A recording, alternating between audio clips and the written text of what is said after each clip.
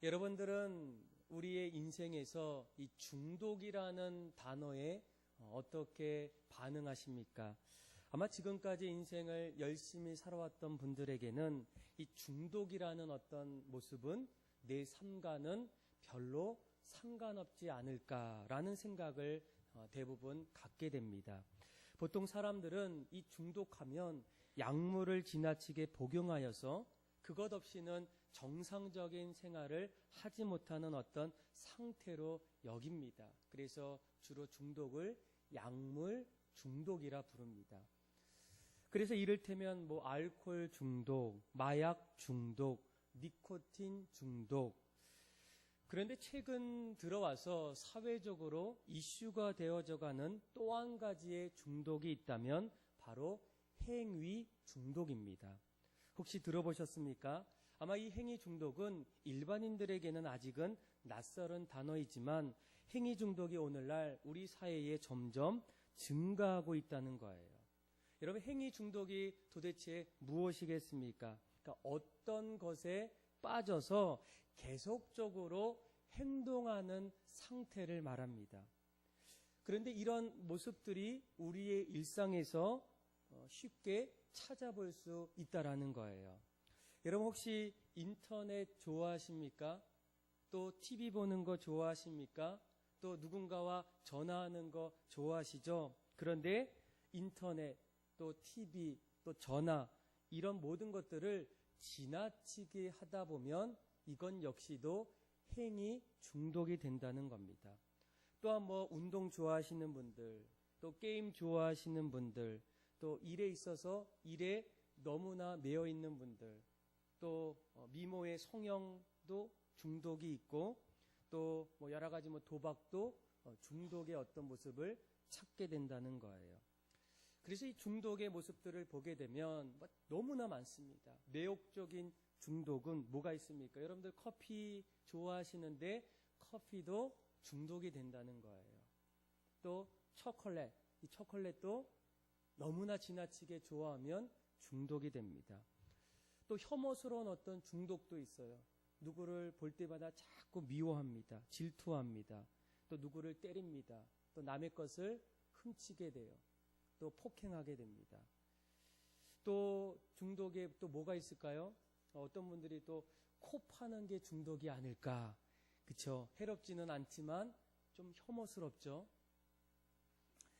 그런데 이 이야기를 들을 때마다 정말로 내가 이 어떤 행위에 중독이 되어 있는지 어떻게 알 수 있을까? 몇 가지 어떤 진단이 있게 됩니다. 첫째는 내가 어떤 일에 어떤 과욕 욕구가 일어날 때 이제 그만해도 되는데 마음속에 더 또 어떤 일을 안 하면 갑자기 금단 현상이 일어나는 분들, 끊으면 왠지 죽을 것 같은 어떤 생각들, 또 자기 기만, 이것만큼은 하기 위해서 언젠가부터 거짓말을 하는 분들, 또 의지력을 점점 상실하는 분들, 집중력이 점점 떨어지는 분들, 그러니까 이런 일 때문에 더 이상 집중력을 잃어버리고 또 어떤 의지력을 통제할 수 없는 일들이 일어나는 어떤 행동에 따라서 자신이 행위 중독에 빠져 있는가, 빠져 있지 않는가를 스스로 알 수가 있다는 거예요. 그렇다면 한 가지 중요한 질문은 왜 우리는 이러한 어떤 중독에 빠질 수밖에 없을까? 그런데 신경학자였던 밀러와 올즈는 이 부분을 이렇게 설명합니다. 자기가 한 행동에 쾌락을 얻으면 사람은 자꾸만 그 쾌락을 누리기 위해서 반복 학습을 하지 않으면 안 되는 어떤 상태를 말해요. 그래서 그것을 증명하기 위해서 어느 날 이 실험용 상자 안에 이 쥐들을 몇 마리 풀어놓습니다. 그런데 그 상자 안에는 지렛대를 설치했을 때 그 지렛대를 스스로 쥐가 밟았을 때 전기 자극을 받을 수 있도록 만들었어요. 그래서 대부분의 쥐들은 그 지렛대를 밟는 그 순간에 그 전기가 들어오면서 어떻습니까? 놀라거나 또 싫어하거나 아니면 펄쩍 뛰면서 예민한 어떤 반응을 보였다는 거예요. 그런데 놀라운 것은 그 상자 안에 한 마리의 쥐는 다른 어떤 쥐와 다른 어떤 행동을 계속적으로 반복합니다. 놀라고 뜨끔하고 또 혐오스러운 어떤 마음을 가져야 되는 그 쥐가 계속적으로 그 지렛대를 계속 가게 돼요. 그런데 그 쥐의 어떤 상태는 이 실험학자들이 그 쥐의 안에 뇌에 뭔가 전기 자극을 받도록 할 수 있는 어떤 장치를 연결했다는 거예요. 그러면서 한 가지 결론은 사람의 뇌 속에 쾌감을 느낄 수 있는 어떤 그런 요소들이 있다라는 거예요. 그래서 이 쥐는 10번도 아니고 100번도 아니고 1000번 이상 계속적으로 반복해서 그 지렛대를 밟으면서 그 전기의 어떤 쾌감을 계속적으로 느낀다는 겁니다. 그래서 우리가 한번 거기에 점점 빠져들면 그 안에 느껴오는 어떤 쾌감과 기쁨이 더 이상 우리를 자유롭게 할 수가 없다라는 거예요. 그래서 한 기간에 보게 되면 각종 이 중독으로 인해서 고통받고 헤어나지 못해서 점점 늘어나는 어떤 중독자들이 우리나라에서도 한 800만 이상 이렇게 지금도 계속 늘어나고 있다는 겁니다. 그런데 왜 이 중독이 그렇게 위험한가? 거기에는 수많은 어떤 위험성들이 우리에게 주어진다는 거예요. 쉽게 경제적인 어떤 손실은 말할 것도 없고, 또 이 중독에 걸리면 점점 이해력이 떨어진다는 거예요. 그러니까 오늘날 우리 아이들이 게임 중독에 빠지다 보면 머리가 점점 굳어지고 나빠진다는 겁니다. 더 중요한 것은 하나님께서 우리를 만드셨을 때 우리 안에 내재되었던 어떤 사랑의 자유를 제한시킨다는 거예요. 더 이상 나에게 주셨던 어떤 자아의 의지가 어느 순간부터 중독으로 인해서 노예되고 갇혀있는 그런 어떤 삶을 점점 살아간다는 겁니다. 그래서 우리는 반드시 우리 어떤 일상의 삶에서 하나님이 우리에게 주셨던 사랑의 자유, 또 사람다운 어떤 모습들, 또 하나님이 우리를 통해 원하시는 어떤 삶을 펼쳐나가기 위해서 언젠가 우리 안에 나타나고 있는 일상의 어떤 중독의 삶에서 벗어나야 된다는 거예요. 이 중독의 한 가지 특징은 무엇입니까? 내가 중독자인지를 모른다는 거예요. 그래서 오늘 말씀을 통해서 우리가 믿음으로 살 때에 또 하나님의 신실한 사람으로 살기 위해서 또 하나님이 우리에게 참된 삶을 허락하시고 또 자유를 주셨을 때에 그 자유를 마음껏 누리고 또 하나님의 자녀다운 삶을 살기 위해서 일상의 어떤 중독에서 벗어날 수 있는 어떤 길이 있다면 여러분 도대체 무엇이겠습니까? 어떤 삶이 있어야 우리는 사람다운 또 하나님의 자녀다운 또 참된 자유를 누리며 살아갈 수 있을까? 오늘 그 질문을 통해서 오늘 말씀을 보면서 그 비밀을 또 함께 나누기를 원한다는 겁니다. 첫 번째로 우리가 행위 중독이든 어떤 새로운 어떤 중독이든 그 중독에서 벗어날 수 있는 첫 번째 길이 있다면 그것은 내가 중독을 인정하고 내 삶에 드러내는 일이 필요하다는 거예요. 혹시 믿는 사람들 가운데서도 오늘날 막 이제 술을 좋아하시는 분이 있어요. 좋아하다 보면 점점 이 알코올 중독에 빠지시는 분들이 있어요. 그거 없이는 살 수가 없습니다. 그런데 음주 문제를 해결하기 위해서 언젠가 세계적인 어떤 모임들 가운데 하나가 AA라는 알코올 중독 치료 기관이에요. 알코올리스틱 아노머너스라는. 그래서 1935년도부터 이 증권가였던 이 빌과 또 개인 의사였던 이 밥이라는 사람이 본인들도 이 음주 중독에 걸렸다가 치료를 받고 이제 새로운 삶을 살게 돼요. 그러면서 그들이 깨달았던 것은 뭐냐면 한 알코올 중독자가 다른 알코올 중독자를 도와줬을 때 그 치료의 어떤 효과들이 많다라는 거예요. 그래서 전 세계에 141개국 8만 9천 개의 그룹이 지금 2만 명 이상의 어떤 회원들이 있고, 또 우리나라에서도 한 100여 그룹에 한 3천 명 이상의 사람들이 그 모임에 와서 치료받기를 원한다는 거예요. 그런데 거기에 들어갈 수 있는 어떤 자격은 다른 것이 없어요. 가입비나 사례금이나 아니면 어떤 어느 경제, 정치 어떤 그런 자격보다도 한 가지입니다. 정말로 오로지 술을 끊겠다라는 어떤 열망을 갖고 있는 사람이라면 누구나 들어올 수 있다는 거예요. 그런데 거기에서 치료를 받을 때에 12가지의 단계로 치료를 받게 됩니다. 그런데 놀라운 것은 첫 번째 시작하는 단계의 내용이 뭐냐면 바로 내가 중독자임을 시인하는 거예요. 그래서 그 자리에서 많은 사람들이 함께 반복적으로 외칩니다. 나는 알코올에 무력했습니다. 나는 술에 무력했습니다. 나는 술 때문에 나는 내 삶을 망쳤습니다. 우리의 삶을 수습할 수 없게 되었다는 것을 스스로, 다른 사람이 아닌 본인이 스스로 시인한다는 거예요. 그런데 여러분, 이런 어떤 중독의 치료 속에서는 우리의 죄를 용서받고 치료받는 모습과 똑같지 않습니까? 여러분, 우리가 주님을 믿고 난 이후에 날마다 하나님 앞에서 의인의 길을 걷기를 원하지만 때로는 하나님 앞에 범죄하고 또 하지 말아야 될 죄들을 범할 때가 있어요.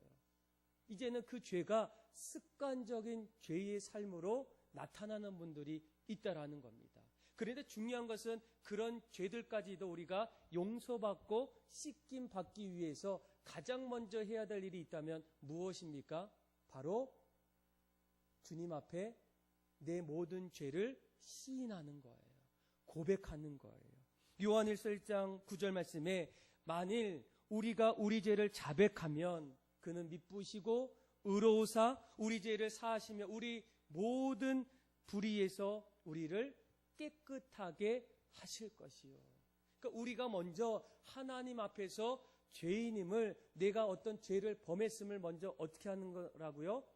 시인하는 거예요. 고백하는 거예요. 하나님, 내가 잘못했습니다. 하나님, 저는 너무나 연약합니다. 이번에 또 똑같은 죄를 범했습니다. 하나님 없이는 살 수가 없습니다. 그런데 우리가 이런 어떤 죄를 고백하는 그 모습 속에는 여러분 도대체 무엇이 들어있습니까? 자신의 어떤 진심이 담겨 있다는 거예요.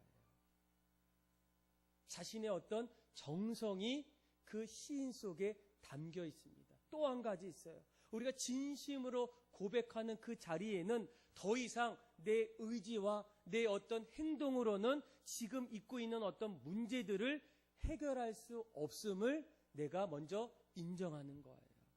그래서 늘 인생의 어떤 삶의 중심을 내 삶의 중심으로 여겼던 사람도 점점 나의 시선이 하나님께로 내 시선을 옮기는 그 출발이 어디서부터 시작합니까? 하나님 앞에 내 죄를 고백하고 시인할 때. 그래서 어쩌면 이것이 쉬울 수도 있고 가장 간편할 수도 있지만 우리가 정말로 우리 어떤 죄의 중독과 어떤 삶에서 벗어날 수 있는 첫 번째 스타트, 어떤 출발점이 바로 죄에 대한 어떤 시인, 죄에 대한 어떤 고백들이 반드시 일어나야 된다는 거예요.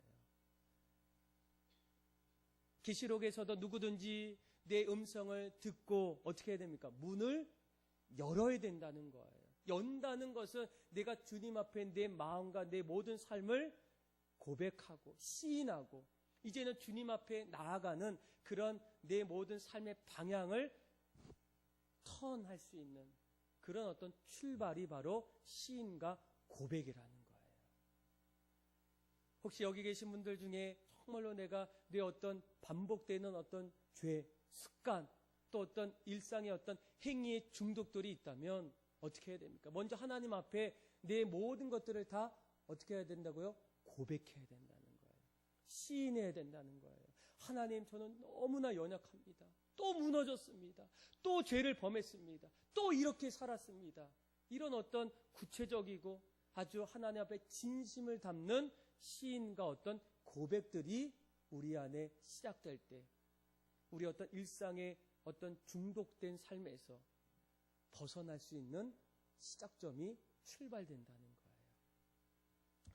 그리고 두 번째가 있어요. 우리가 먼저 하나님 앞에 우리 어떤 중독되고 죄의 습관적인 어떤 것들을 다시 회복하고 다시 자유케 하는 어떤 은혜를 잊기 위해서 두 번째 해야 될 일이 무엇이겠습니까? 하나님의 은혜를 경험하는 거예요. 다시 말하면 그 하나님의 은혜 속에 우리에게 주셨던 십자가의 은혜를 경험하는 일입니다. 여러분, 지금까지 인류는 인간이 가졌던 어떤 상처와 어떤 중독된 삶을 치유하기 위해서 끊임없이 어떤 연구와 어떤 고민 끝에 이 정신의학이 점점 발달하게 돼요. 그런데 아직도 그 분야는 희망이 미비하다는 거예요. 어느 정도는 도와주고, 그래서 이 정신학자들도 뭐라고 얘기합니까? 약물로 치료받았지만 완전해질 수는 없다라는 거예요. 부분적으로는 지금보다는 더 좋은 상태로 우리가 살 수 있지만 예전처럼, 처음처럼은 온전한 모습으로는 돌아올 수가 없다라는 거예요. 그래서 매일매일 어떻습니까? 약물을 먹지 않습니까? 그런데 그 분야에서 아마 정신의학자이면서도 그 부분을 수많이 연구했던 이 제럴드 메이는 인간이 그동안 찾지 못했던 그 답을 찾았어요. 그러면서 그는 이렇게 얘기합니다. 우리의 어떤 인류가 만들었던 어떤 연구보다도 우리의 삶을 새롭게 할 수 있는 한 가지 완전한 것이 있다면 그 안에 은혜가 들어가면 사람은 변할 수 있다라는 거예요. 특별히 그가 말했던 은혜는 십자가의 은혜라는 겁니다. 그 십자가의 은혜가 작용할 때 인간은 전인적으로 치료가 점점 되어진다는 거예요. 여러분, 도대체 이 십자가의 어떤 예수님의 십자가의 은혜가 도대체 무엇이겠습니까? 여러분들은 이 십자가 하면 어떤 생각이 마음에 들어옵니까? 그런데 여러분, 이 십자가는 어떤 분들은 단순히 이 십자가의 죽음이 이 땅에 오신 예수님의 죽음이 아닐까. 그런데 여기에는 무엇이 있습니까? 하나님의 놀라운 비밀과 능력과 지혜가 십자가의 은혜 속에 담겨 있다는 거예요. 이 신학자였던 이 포겔이 지금 우리가 같이 나눈 이 부분에 대해서 그도 얘기하면서 이런 질문을 먼저 던지게 돼요. 여러분, 이 세상에서 가장 희망이 없는 자리가 있다면 어디겠습니까? 불치병에 걸린 사람들이 있는 병동, 아우슈비츠 같은 어떤 수용소, 죽음의 가스실, 사형 집행장, 우리는 보통 이런 장소가 가장 고통스럽고 절망의 자리라고 말합니다. 그런데 여러분, 가장 절망의 자리는 그런 자리이기보다도 바로 십자가의 자리라는 거예요. 왜냐하면 여러분, 세상에서 가장 절망의 자리는 이 땅을 지으셨던 하나님께서 가장 사랑하시고 아끼셨던 그 아들을 하나님 자신으로부터 버림받아 죽게 했던 자리가 바로 십자가의 자리라는 거예요. 그래서 우리가 보통 이 십자가의 자리는 절망의 장소, 하나님과의 단절의 자리, 죽음의 자리, 외면당하는 자리, 흉악과 저주와 슬픔과 절망이 십자가의 언덕에서 있던 그 자리가 가장 최악의 자리라는 거예요. 그런데 그래서 예수님께서 그 십자가의 자리에 내려가셨지만 더 놀라운 것은 이제는 그 자리에서 하나님의 비밀과 은혜가 그 자리에 일어난다는 거예요. 주님이 죽으실 때에 이사야 선지자는 뭐라고 얘기합니까? 이사야 53장 4절부터 6절까지 말씀을 보게 되면 그가 찔림은, 그가 고통당함은 우리가 생각하기로는 그가 징계를 받기 때문에, 그가 안 좋은 일을 했기 때문에 그런 십자가의 죽음을 당했다고 우리 인간이 생각하지만 아니라는 거예요. 이제부터는 하나님의 비밀이 이사야 선지자를 통해서 나타난다는 거예요. 우리 한번 이사야 53장 4절에서 우리 6절까지 말씀을 한번 같이 한번 찾아보셔도 되고, 또 화면을 보시고 한번 같이 한번 읽어보겠습니다. 그래서 늘 읽을 때 앞절은 인간이 생각했던 어떤 내용이에요. 그렇지만 그 다음에는 하나님의 어떤 비밀이 담겨 있습니다. 자, 우리 한번 4절만 먼저 읽어볼까요? 시작. 그는 실로 우리의 질고를 지고 우리의 슬픔을 당하였거늘 우리는 생각하기를 그는 징벌을 받아 하나님께 맞으며 고난을 당한다 하였노라. 아멘. 우리의 생각은 예수님께서 징벌을 받아 하나님께 맞으며 고난을 당한다고 생각했지만, 하나님의 비밀은 우리의 질고를 지고 우리의 슬픔을 당하셨다는 거예요. 자, 5절도 한번 읽어볼까요? 시작. 그가 찔림은 우리의 허물 때문이요 그가 상함은 우리의 죄 때문이라. 그가 징계를 받음으로 우리가 평화를 누리고 그가 채찍에 맞음으로 우리가 나음을 받았도다. 아멘. 그 가장 저주의 자리, 가장 어둠의 자리가 예수님의 죽음의 자리예요. 그가 찔르셨어요. 그가 상하셨어요. 그가 징계를 받았어요. 그가 채찍에 맞습니다. 그런데 거기에서 그 죽음의 자리가 끝나는 것이 아니라 그분의 찔림과 상함과 아픔과 고통이 결국 우리를 어떻게 합니까? 우리의 허물 때문이고 우리의 죄악 때문이고, 또 그러므로 우리가 평화를 누리고 우리가 나음을 입은 하나님의 은혜가 십자가의 사건에서 다시금 일어난다는 거예요. 6절도 마찬가지예요. 같이 한번 읽어볼까요? 시작. 우리는 다 양 같아서 그를 행하여 각기 제 길로 갔거늘 여호와께서는 우리 모두의 죄악을 그에게 담당시키셨도다. 아멘. 우리는 지금도 제 길로 가고 있지만 예수님께서 십자가에 죽으신 가장 큰 이유는 우리의 죄를 담당시키기 위해서, 그분이 우리의 모든 허물을 새롭게 용서하고 다시 새롭게 씻음을 받기 위해서 그분이 우리 대신에 십자가에서 죽으셨다는 거예요. 그래서 사도 바울은 십자가의 도가 멸망하는 자에게는 미련한 것이지만 구원을 받는 우리에게는 뭐라고 얘기합니까? 하나님의 능력이라는 거예요.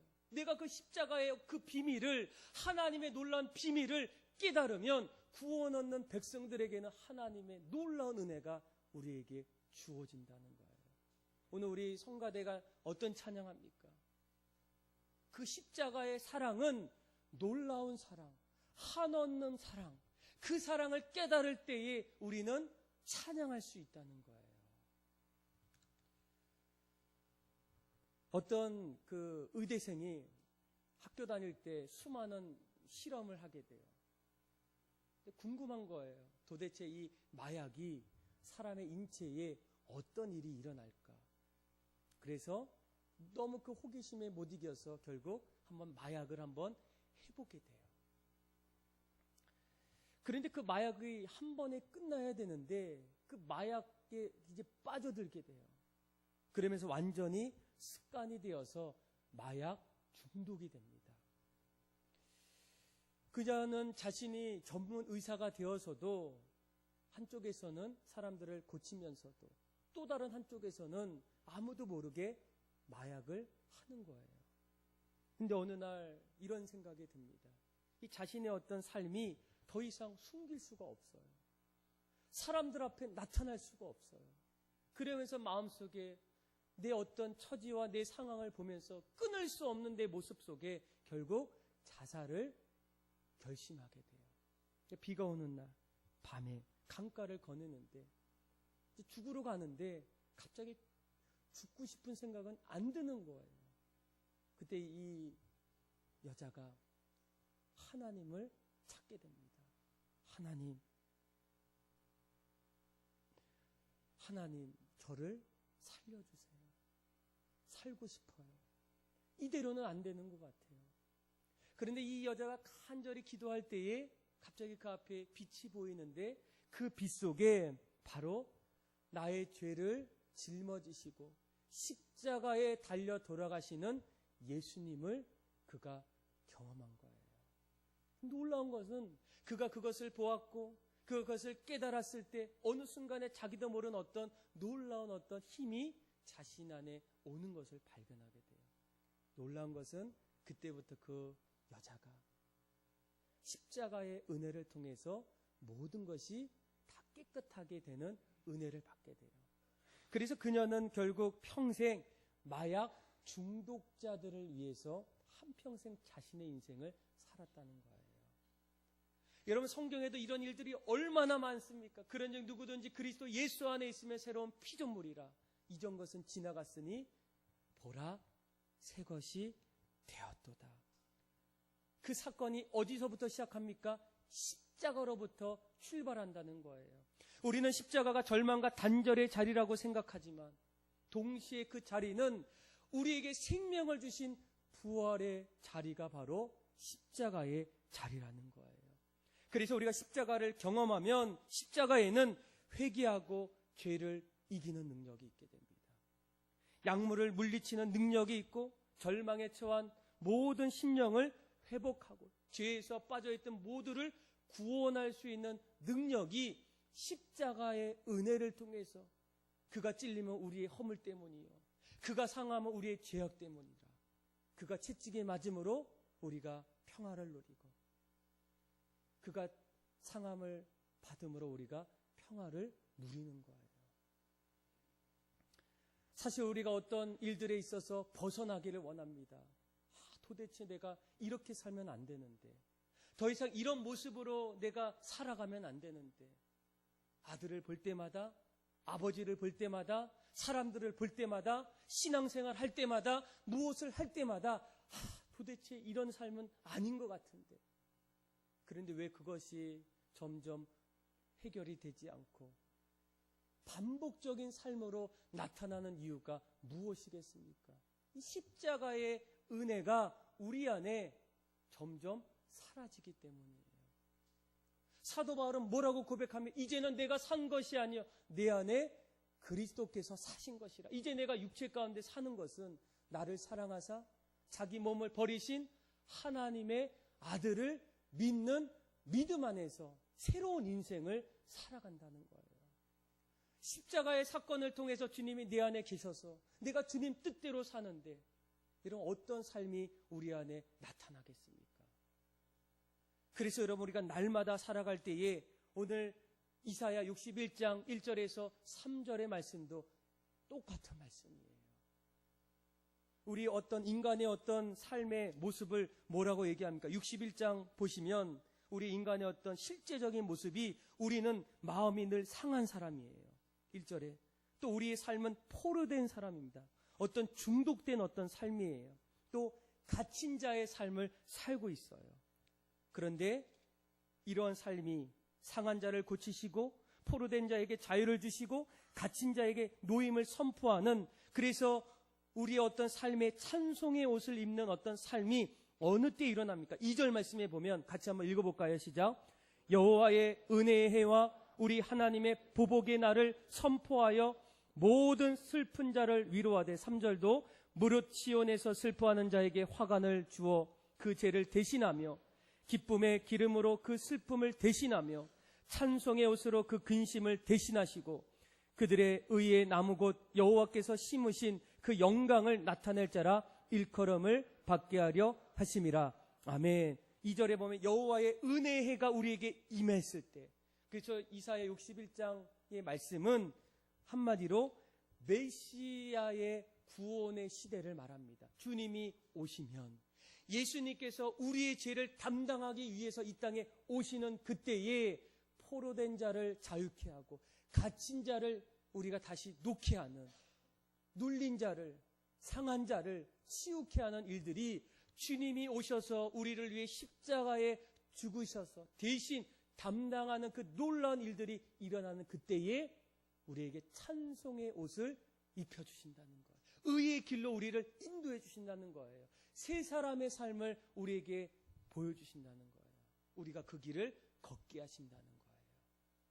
그래서 그때 중요한 것은 무엇이겠습니까?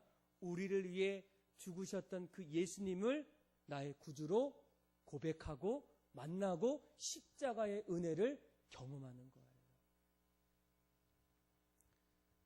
그래야 여러분 우리의 삶이 새롭게 됩니다. 십자가의 은혜를 날마다 경험해야 이제는 내가 사는 것이 아니라 내 안에 그리스도가 사시는 믿음으로 사는 거듭난 삶을 살아간다는 거예요. 정말 우리에게 필요한 삶이 아니겠습니까? 정말 우리에게 정말 중요한 어떤 삶이 아니겠습니까? 이런 삶은 우리뿐만 아니라 우리 가족들, 우리 친구들, 이 땅에 주님을 모르고 예수님을 나의 구주로 고백하지 못하는 사람들에게 가장 필요한 복음의 소식이라는 거예요. 얼마나 이 소식이 능력입니까? 갇힌 자를 자유케 하고 눈먼 자를 다시 보게 하고 포로된 자에게 참된 자유를 줍니다. 그래서 예수님께서 우리에게 오셔서 하셨던 말씀이 뭐겠습니까? 수고하고 무거운 짐진 자들아. 거기에는 어떤 죄의 모습도 있고 또 어떤 중독된 우리 어떤 세상의 삶이 있어요. 수고하고 무거운 짐진 자들아 다 내게로 오라. 내가 너희를 어떻게 한다고요? 쉬게 한다. 해결해 주겠다는 거예요. 십자가의 놀라운 사랑으로, 한량없는 사랑으로 그 사랑이 여러분들의 삶 속에 또 여러분들의 신앙 속에 나타나서 날마다 여러분들의 삶이 또 의의 삶, 찬송의 옷을 입은 거룩한 삶이 다 되기를 주님의 이름으로 축복합니다. 여러분 우리가 정말로 어떤 일상의 중독에서 벗어날 수 있는 길이 있다면 첫째, 먼저 그것을 시인하고 고백하는 거예요. 그리고 두 번째는 그 고백 속에서 나를 위해서 모든 것을 대신 담당하셨던 그 십자가에 달려 돌아가신 예수님을 내가 고백하고 경험하는 거예요. 그리고 또 한 가지 있어요. 우리에게 필요한 거. 그것은 책임 있는 새 습관으로 살아가는 겁니다. 여러분 정말로 어떤 삶이 행복한 삶이겠습니까? 어떻게 하면 행복할 수 있겠습니까? 아마 20년 넘게 그 행복의 어떤 인생에 대해서 연구했던, 그래서 이 긍정 심리학 분야의 최고 권위자라고 불리는 이 캘리포니아 심리학 교수로 소니아 루모머스키라는 분이 있어요. 그런데 이분이 참 흥미로운 어떤 이야기를 하더라고요. 행복. 연구를 하니까 이 행복의 어떤 비밀을 이렇게 얘기합니다. 행복의 50%는 유전입니다. 뭐 이렇게 받아들일 수 있는 사람도 있고 좀 긍정 안 하시는 분도 있는데 그분이 이렇게 얘기해요. 행복은 50%가 유전이고 또 내가 자라가는 어떤 환경이 10%라는 거예요. 그리고 나머지 40%는 연습에 의해서 나의 삶이 행복해질 수 있느냐, 행복해지지 않느냐를 알 수가 있다는 거예요. 그러면서 그가 한국에 와서 서울대의 심리학과 교수였던 최인철 교수님과 이제 공동 연구를 해요. 제목이 친절한 행동이 행복감의 변화에 미치는 영향.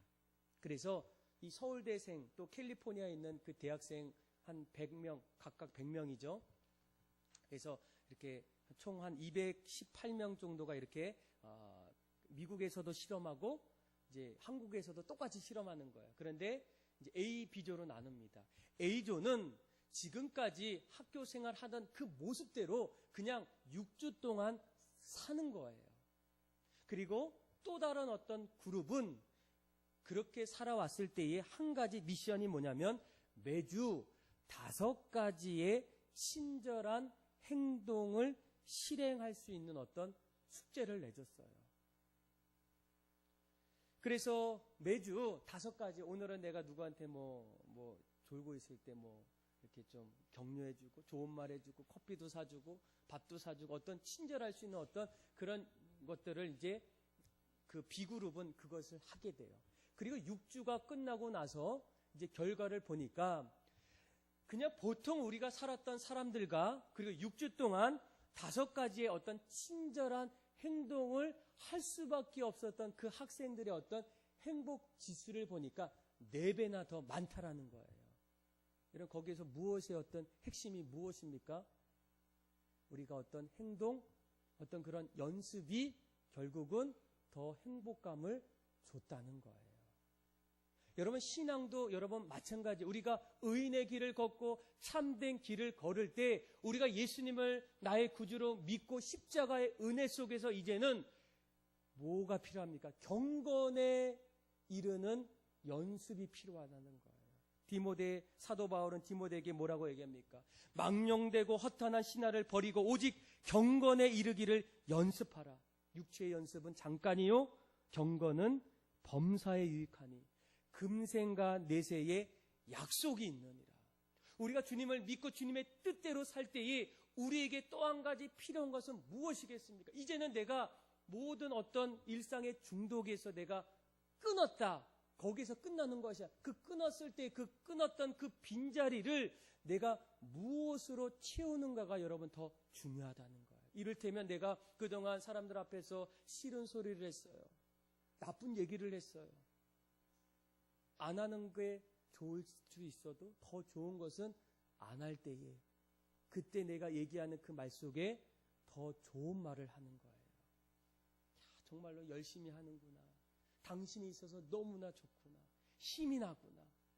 이런 어떤 더 좋은 말이 내가 평소에 말할 수 있는 그 자리에 대처했을 때, 대신했을 때 그 사람은 더 어떻습니까? 더 올바른 모습으로, 더 좋은 모습으로, 새로운 삶으로 시작될 수 있다라는 거예요.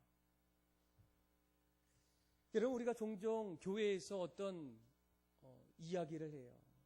집사님, 또 권사님, 한번 이거 하면 어떻겠습니까? 물론 이런 것들을 하다 보면 거기에는 반드시 우리의 어떤 희생이 있어요. 헌신이 있어요. 그래서 그것이 하기가 어렵다고 얘기해요. 저는 거기에서 여러분들이 그것만을 바라보지 않았으면 좋겠어요. 내가 그 일을 할 때에, 내가 그것을 헌신할 때에, 내가 그것을 섬길 때에, 그때야 비로소 무엇을 알게 됩니까?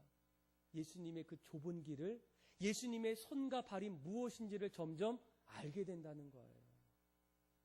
여러분, 요즘에 헌신하지 않는 세대라고 얘기해요.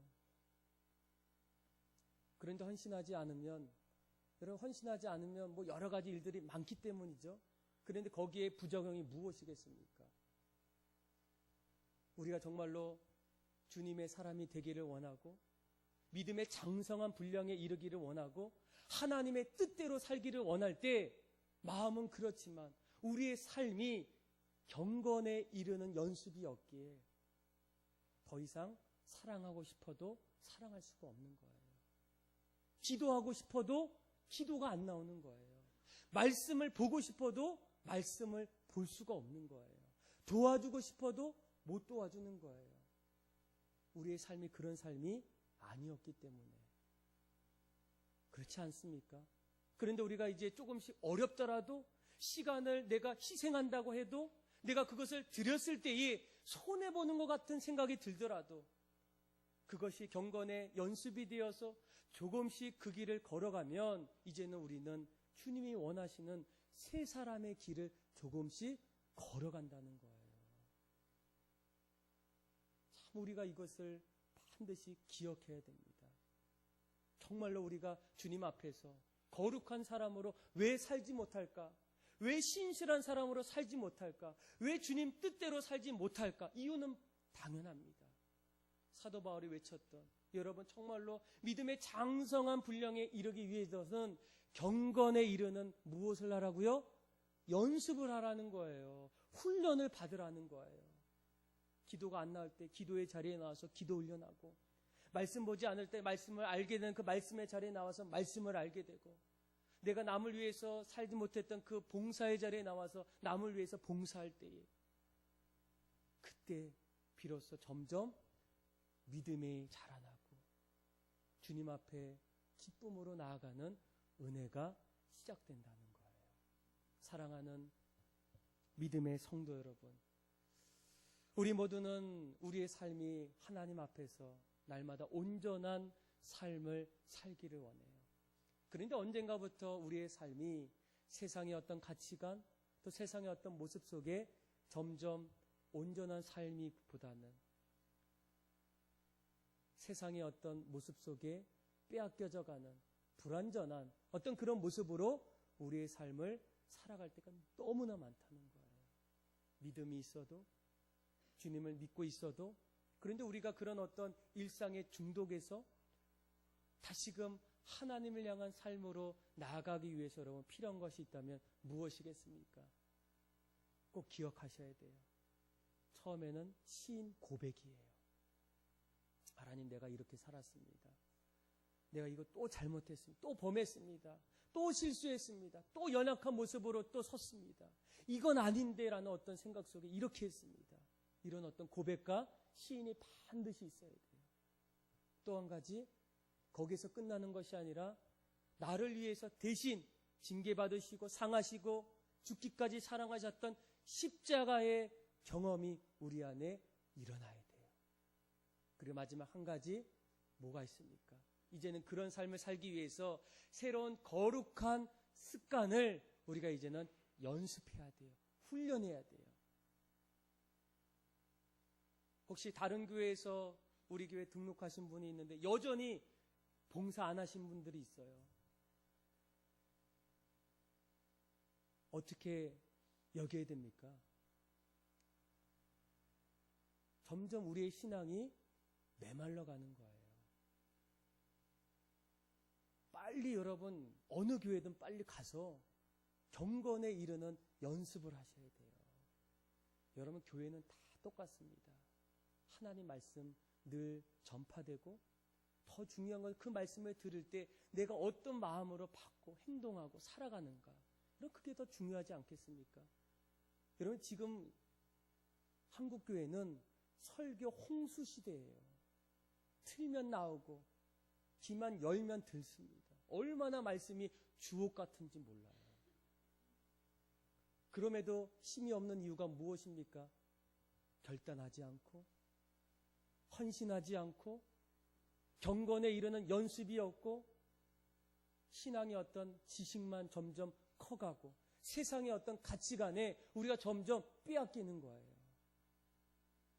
육아하는 게 정말 힘들어요. 알고 있어요. 그런데 우리 할아버지, 아버지 세대는 어떻습니까?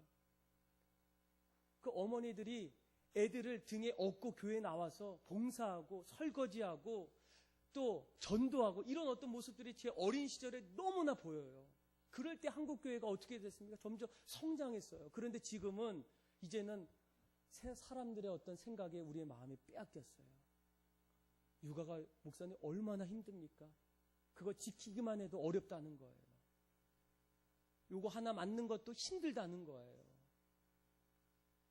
전 2가지 일 못합니다. 저는 점점 여러분들이 무서워지기 시작했어요. 해야 될 말인데 당연히 여러분들이 하셔야 될 일인데 이제는 옆에서 눈치 보면서 얘기할까 말까 고민하는 그런 마음이 막 생겨요. 너무나 자연스럽게 얘기하니까 너무나 자연스럽게 여러분들이 말씀하시니까 성경을 보면 그런 이야기가 전혀 없는데 어떤 세상의 어떤 가치관이 우리를 점점 그렇게 만들고 있다는 거예요. 저는 오늘 여러분들이 정말로 다시 한번 말씀을 돌아보면서 하나님 정말로 우리가 어떤 세상의 일상의 어떤 모습이 중독되어 있는 분들이 있어요. 아침마다 스마트폰, 저녁에도 인사하고 그쵸 옆에다가 꼭 옆에다 모셔놓고 주무시고 밥 먹을 때 놀러 갈 때 뭐 할 때 얼마나 그 중독된 분들이 얼마나 많습니까? 레저도 노는 것도 너무나 많아졌어요. 저는 예수님의 중독된 사람들의 이야기를 좀 들어보고 싶어요. 야, 저 사람 정말 예수님에 미쳤구나. 내 생명을 위해서 죽으셨던 그분을 위해서 내 목숨을 바치는 그런 분들의 어떤 이야기를 점점 듣기를 원해요. 그런데 그런 이야기가 점점 안 들리고 세상의 이야기가 점점 일어나고 있다는 거예요. 얼마나 그것이 우리에게는 신앙의 타격이고 신앙의 슬럼프의 어떤 길이 되겠습니까? 오늘 우리가 함께 찬양하고 기도할 때에 하나님 어쩌면 하나님 앞에 주님을 위한 어떤 중독이 아니라 세상에 중독된 수많은 어떤 모습들이 우리 안에 반드시 있어요. 하나님, 내가 먼저 그것을 먼저 고백하고 시인하고 십자가의 은혜를 통해서 주님이 죽으실 때 나도 죽고 주님이 살 때의 거듭난 인생으로 주님의 생각으로 살게 해주시고, 이제는 새로운 거룩한 습관을 통해서 거룩한 경건에 이르는 연습을 통해서 날마다 찬송의 옷을 입고 의의 옷을 입고 진리의 길을 걸어감을 통해서 날마다 하나님의 기쁨이 되고 하나님 앞에 영광 돌릴 수 있는 믿음의 모든 성도들이 다 되기를 주님의 이름으로 축복합니다. 우리 복음의 찬송 약한 나로 강하게 우리 같이 한번 찬양하고